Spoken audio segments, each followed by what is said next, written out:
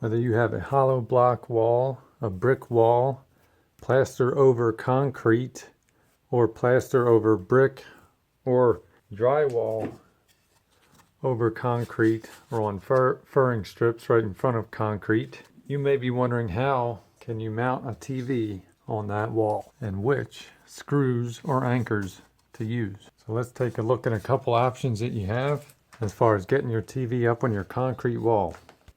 What you have here is a couple of screws and anchors for getting your concrete TV mount up. First of all, this is a regular screw. You can't use regular screws.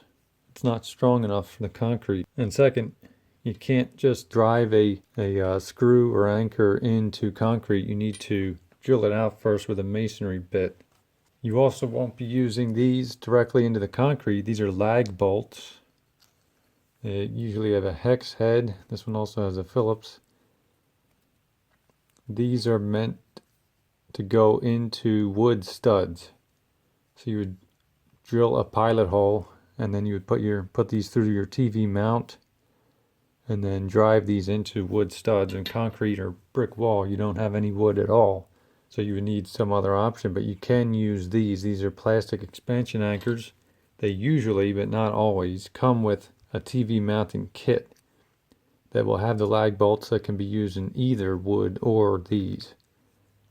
The way these work is you drill a hole in the concrete with masonry bits, just like this. You would have held your mount up. This would have been for a flat mount. Make sure it's level, mark your spaces, drill your holes. In this case, a 3/8 inch hole. And then these lag bolts will then go through your TV mount and into these plastic anchors. And what that does is it expands that plastic in the hole, so it makes it extremely strong. So that's one option. It does take a little bit more drilling because you have to drill larger holes, which will cause more dust. So then that leaves these concrete screws or concrete anchors. These are Tapcon brand, but you can use off-brand anchors. For example, this is a off-brand concrete anchor. These are 5/16, but you would use a 1/4 inch masonry bit to drill a hole in your concrete or through your plaster, through the bricks, or into your hollow block wall. And then these threads will cut grooves into the hole, and then it will hold very strongly. One problem with these larger ones is that they don't always fit into, because it's a 5/16 total diameter, they sometimes don't fit into the holes in the mount. So as you can see, that would be cutting it pretty close. We'll kind of thread in there, but you actually don't need the larger screws. You can get away with using these 1/4 inch anchors or screws, and these you would use a 3/16 masonry bit, and the same concept. Those little threads will cut a thread into the hole. These are for mounting wood on concrete. As you can see, this wood, you can put a 2x4, and as long as it's embedded at least 1 inch, then you can mount something like a 2x4 up there. Same with this, with the flathead Torx drive. And then that leaves these little ones. These are 3/16 screws. I would say these 3/16 screws are too small. So that leaves 1/4 inch concrete screws. And that's what I have here, 1/4 inch. I have 3 of them on this one. This is meant for 1 stud. Actually, in the instructions, it says you can mount this to concrete, and I have without a problem. And this is very, very strong. So for this, what I did was I drilled 3/16 holes, and then I have driven these as long as they're 1 1/4 inch. So you embed at least 1 inch into the concrete, and you can hold up at least a small light TV. But if you have a heavier TV, the more the better. A lot of TV mounts will have slots instead of just holes. Take advantage of those slots, and you could put up 8 of these just to make sure that it's holding up. If your wall is drywall on furring strips and then concrete, you'll have a space in between.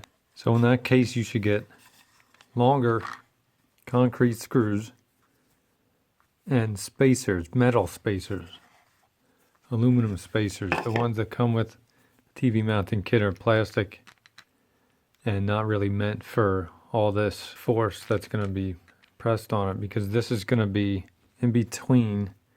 The spacer is going to be up against the wall and then up against the mount. So you'll have to drill a hole large enough for the spacers, and then that spacer will come all the way flush with the wall, because that's where the mount is going to be flush too.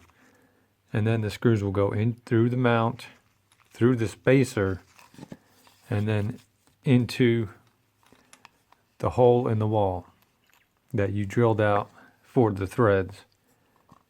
And you want to make sure that you have, this will be a 1/2 inch, this will be about 1/2 inch or 3/4 of an inch. So that's 1 1/4 inch right there. So you'll need at least 2 1/4 inch. So 2 1/2 inches should suffice.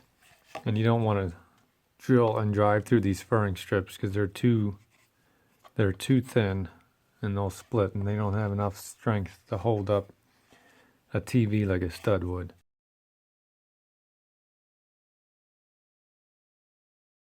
So you want to make sure you start out slow, and then you turn on the hammer setting like this, and it goes right through like nothing. With concrete screws, it's very important to blow out the dust with something. If you keep the dust in the holes, it could end up, the screw could end up bottoming out, and then the hole could strip, and then it won't be useful for a concrete screw. You saw I put the mount back up to make sure that the hole's still aligned. Make adjustments if necessary.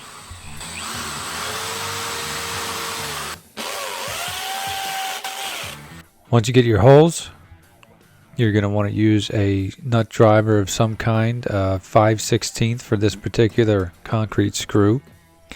And you can see they're really short, but it doesn't need to be embedded much more than 1 inch or 1.5 inches. With the concrete blocks, these are only, I think, about 1.25 inches thick, and then it's hollow, so they don't need to be that long. Once you get them 99% of the way in, I like to tighten them up by hand, because you don't want to strip them. It's very easy when using power tools to over tighten these. Once you get it tight, you don't need to get it that much tighter. So there it is. We have a TV mount, fully extendable. Here I am putting my weight on it. As you can see, if it can hold up 175 pounds, and it can hold up a pretty big TV. Most TVs these days are pretty light anyway. Here I am doing pull-ups on it. You might actually be able to put in a pull-up bar using the same process.